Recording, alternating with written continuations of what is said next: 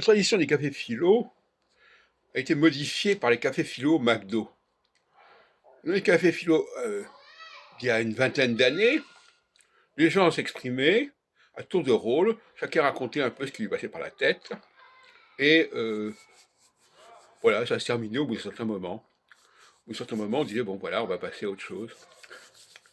Avec nous, avec moi, les cafés philo ont changé de style. Il ne s'agit pas de parler pour dire n'importe quoi, il s'agit de dire des choses pertinentes et qui sont corrigées immédiatement quand ce n'est pas valable ou quand ce n'est pas la réponse.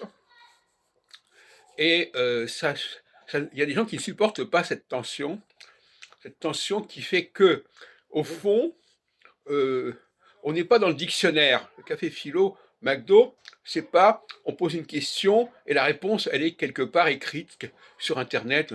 Non, là, la réponse, elle est collective. Elle est collective, mais en exigeant un consensus. C'est-à-dire qu'il faut que tout le monde se mette d'accord sur la réponse, sur la bonne réponse, et il y a une bonne réponse en fait. Alors, effectivement, ça peut énerver certaines personnes.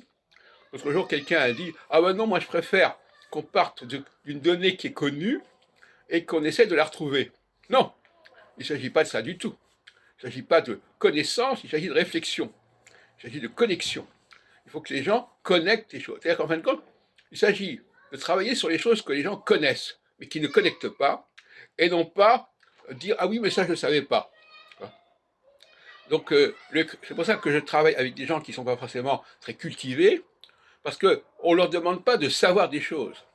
On leur demande d'exploiter ce qu'ils savent. Et généralement, ils en savent beaucoup plus qu'ils ne le croient.